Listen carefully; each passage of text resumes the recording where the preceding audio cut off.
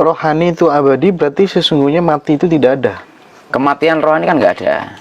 Fisik aja yang kita rusak karena kita tidak mencapai kesempurnaan. Makanya ada kasampurnan ing ngawurip. Kasampurnan ing ngawurip. Ada istilah mokso. Mokso ini kan sempurnanya raga dan sukma. Yeah. Jadi dia abadi. Seperti keabadian beliau yang menciptakan kita. Ada tapi tiada, tiada namun ada.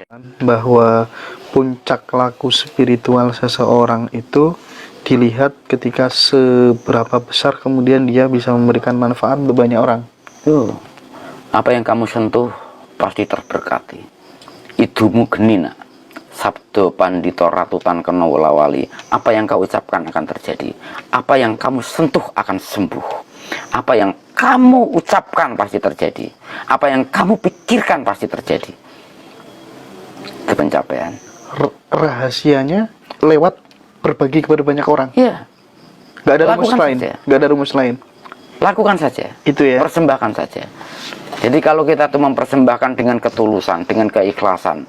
Tanya beliau dah, bagaimana Mbah Kung menyentuh orang. Tanya beliau, salah seorang aja. Anak-anak yang pergi udah menyaksikan semua. Ya. Apa yang dipikirkan pasti terjadi, apa yang diucapkan terjadi. Ya kan? Bukan peramal, enggak. Ya. Ini anugerah saja. Jadi apapun sakit penyakitnya misalnya, kalau di depan Mbah Kung, astunggal, bismillah, kun fayakun kadirun. Serius. Iya, iya. Apapun. Iya. Murid-murid saya banyak yang buta. Sekarang banyak penulis buta, penyair buta, lahir dari Sanggar Mariska yang Mbah Kung asuh. Bimbingan, private lesson. Boleh tanya mereka. Himpunan IT Tunanetra Indonesia dekat sekali sama saya. Boleh jadi dong, anak-anak saya. boleh dong berarti. Ini Kenapa? seluruh penonton ini kan jutaan Mbah Kung yang nonton konten kita. Andai kata kemudian mengalami hal, misalnya dia sakit parah gitu Mbah Kung, kadang minta tolong sama praktisi-praktisi yang dianggapnya hebat, justru malah Bermasalah. dirugikan, bermasalah begitu. Terus kemudian datang ke sini, Mbah Kung bersedia nolong ya. Welcome 24 jam. Tanya ini Nan Lingsir. Nan Lingsir. 24 jam kita welcome. Kita sering tidur di kebun, di sawah, di pantai, di mana. Ini beliau sering nemani. Sama-sama kita juga prihatin. Kalau tengah malam kita selalu menyenandungkan doa bersama-sama. Jadi kalau namanya orang sudah minta tolong ya pasti Tuhan ngasih kekuatan pada kita. Mintanya tolong sama kita, pasti kekuatan beliau yang bersama kita. You just breathe. Please you follow him, don't you follow body. If you follow him, you glory. If you follow body, you crazy. Sebentar Mbah. Saya ingin menegaskan kembali nih. Ini soalnya penting banget, ya kan. Puncak pencapaian seseorang seperti yang Mbah Kung sampaikan tadi, sabdo tadi, ya, apa yang kau sentuh jadi, apa yang kau sentuh sembuh dan lain sebagainya dan seterusnya. Salah satu cara untuk mencapainya adalah dengan mendedikasikan hidup kita kebermanfaatan untuk sesama banyak orang, artinya. Betul itu ya. Ikhlas. Ilmu ikhlas ya, makanya diserukan ilmu ikhlas kan. Di semua agama ikhlaslah, tuluslah, lapang jiwa lah, tapi nggak dipraktekin. Ya kan? Nggak dipraktekkan. Gue kudu pinter ngaji ya. Nggak diajeni, ya kan? Tidak diterapkan. Please amalkan. Ketika kita memiliki anugerah itu, terapkan saja. Jenengan sembunyi dimanapun akan ditemukan. Ya. Jadi saya berkali-kali sembunyi, artinya menemukan diri. Saya nyepi di danau malah jadi rame danaunya. Saya nyepi di hutan jadi rame hutannya. Saya nyepi di pantai jadi heboh pantainya. Saya tinggal di villa horor jadi sekarang penuh disewa orang, ya kan? Jadi pasti akan memberikan kekuatan circle dan magnet yang luar biasa ketika kita menghadirkan kesucian dan kemuliaan beliau, bukan kesucian dan kemuliaan kita, tapi hadirkan bahwa kita just bridge, hanya jembatan. Tubuh kita rapuh sekali, tetapi kekuatan beliau dahsyat. Serius. Di setiap tempat yang nyepi selalu saya dihadiri orang-orang yang tepat. Orang-orang yang tepat. Orang-orang yang tidak terpilih nggak datang. Ada seleksi. Seleksi juga. Mendapatkan anugerah dari kecil atau apa ya, direct ya. Pernah nggak kemudian berusaha untuk mencari tahu, Bagong, ngapunten, saya ini siapa sebenarnya ya di dalam kehidupan di masa yang dulu itu, kira-kira saya ini siapa, kok saya kok berbeda dengan yang lain-lain itu. Pernah nggak terbesit seperti itu? Jenengan ini ngomong masalah inkarnasi dan reinkarnasi berarti. Kalau saya nggak tak pikirkan.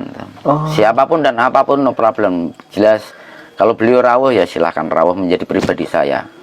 Kalau Yesus bilang, ya kan, Yesus bilang, akulah jalan kebenaran dan hidup. Tidak seorang pun bisa menuju kepada Allah Bapa kalau tidak melalui aku. Kan beliau bilang begitu, ya, Nabi Isa itu. Sebetulnya aku di sini kan bukan aku Yesus. Saya tegaskan bukan aku Yesus, tapi aku pribadi. Aku pribadi, akumu, akuku. You, me, you. Bukan, yourself, bukan aku myself. dia ya. Nah, jadi petunjuk Kristus, petunjuk Yesus itu dahsyat sekali. Akulah jalan dan kebenaran dan hidup. Aku pribadi. Itu berlaku untuk semua Sari orang. raning sun, sopo weruh sari raning sun, sasat weruh pangerane. Jelas sekali. Ajaran leluhur kita, ajaran leluhur manusia loh. Jadi itu sebenarnya untuk digeneralisir ya. Nah, itu untuk universe. Universe. Karena universe become an animation. Semua satu. Mau rambutnya bule, mau rambutnya merah, mau rambutnya apa. We are one. We are one. We are one. Jadi kalau orang-orang asing bilang we are one, pasti udah ketemu saya ada. Orang yang menyerukan universe healing, universe macam-macam, yang bilang we are one, pasti sudah ketemu Mbah Kong. Boleh cek. Siap. Ya kan? Jadi kebetulan Mbah Kong menghimpun juga, tidak menghimpun tetapi dihimpuni, ya kan?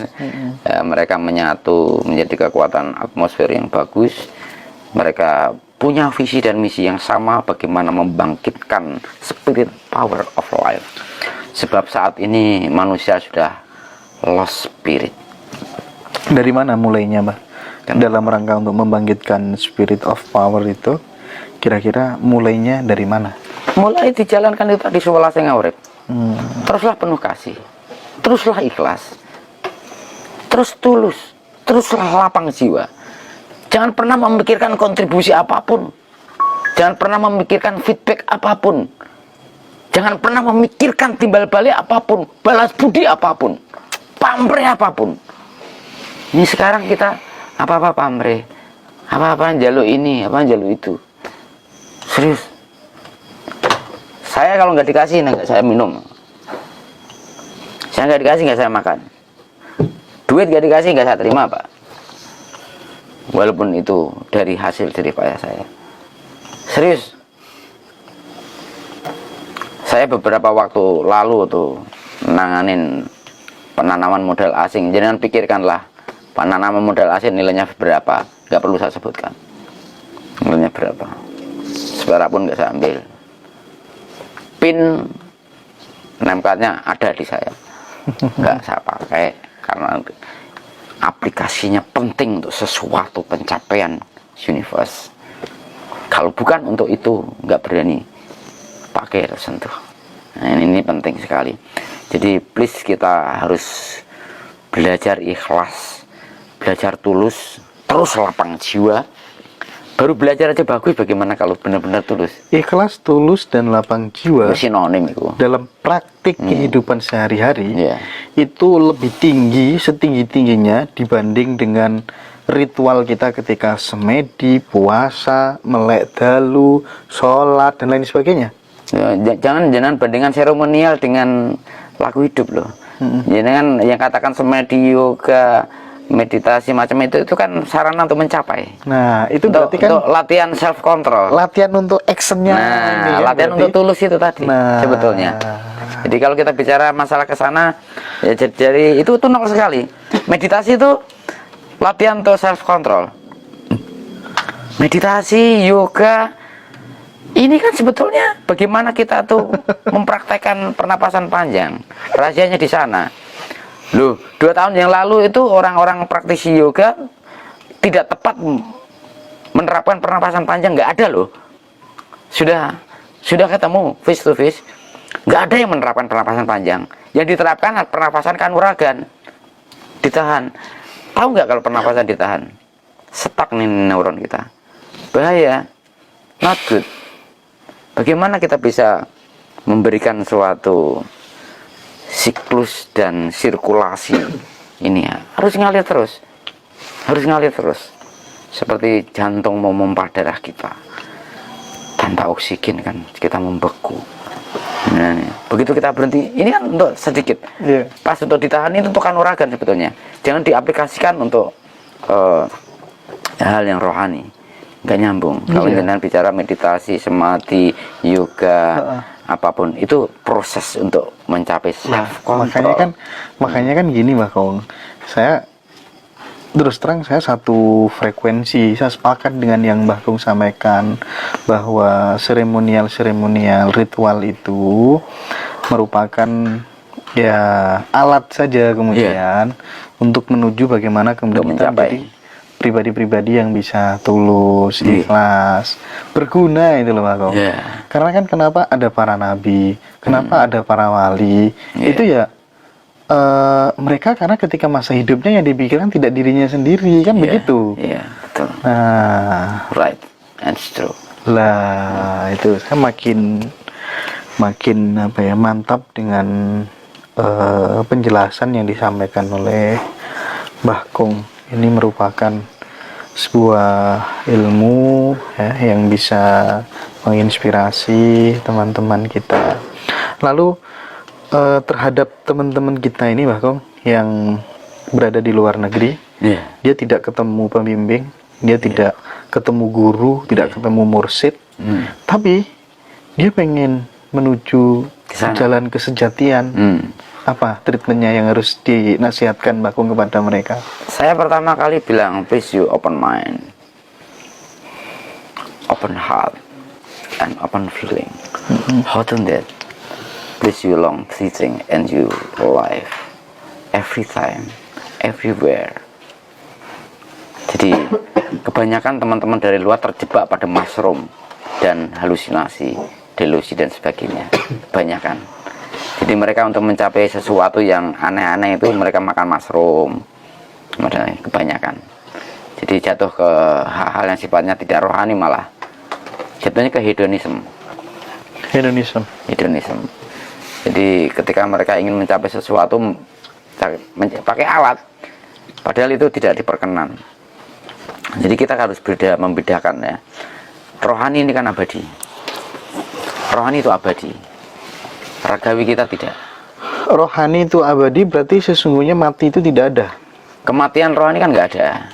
Fisik aja yang kita rusak karena kita tidak mencapai kesempurnaan. Makanya ada kasampurnan yang ngawurip. Kasampurnan yang ngawurip. Ada istilah mokso. Mokso ini kan sempurnanya raga dan sukma. Jadi dia abadi. Seperti keabadian beliau yang menciptakan kita. Ada tapi tiada, tiada namun ada. Seperti jagat maya sekarang ini. Saya ngobrol sama jenengan orang nyawang orangnya kan. Ya, kita ngobrol, kita ngomong video call dan sebagainya. Ini sebetulnya penjembatan. Semakin kita mencintai ketiadaan itu, ya, anugerahnya yang dahsyat, keajaibannya yang luar biasa. Makanya disimbolkan sama leluhur kita tuh, jagat gede, jagat cilik, nyawi jimbring sari raningsun, ya kan? Jagat gede, jagat cilik, nyawi jimbring sari raningsun. Ini kesimpulan yang luar biasa loh. Ini gak main-main loh. Testimoni dan statement, doa, mantra dan pujian ini. Jagat gede, jagat cilik, nyawi jimbring sari raningsun. Semesta raya yang tiada batas. Bumi kita, makhluk dan segala isi yang ada di bumi ini menyatu dalam diri pribadi kita. Kita ini molekul dan atom. Ini kelihatannya diam tapi bergerak, ya kan? Secara hukum fisika ini kan bergerak. Zat padat ini kan himpunan dari aneka molekul dan atom-atom yang menyatu jadi padat. Artinya ini bergerak. Ini bergerak. Gelas ini bergerak. Tapi menyatu dalam bentuk padat. Nah, ini kita melihat hukum fisika, hukum kimianya, hukum atom, hukum molekul, karena gitu. Kalau dilihat secara kasar mata, ini benda mati, tidak bergerak. Tapi kalau kita bicara hukum atom dan hukum molekul, ini adalah himpunan aneka molekul yang menyatu jadi zat padat. Berarti ini bergerak, semua bergerak berarti.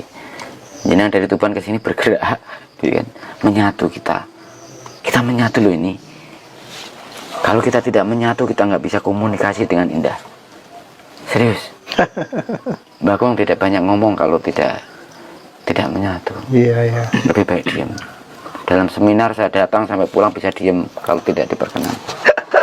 Serius. Saya sebagai seorang narasumber kalau tidak disuruh ngomong nggak ngomong. Serius. Jadi inilah kita salah satu metode juga menerapkan self control itu tadi, menerapkan ketulusan itu tadi. Nanti tantangannya banyak. Kita akan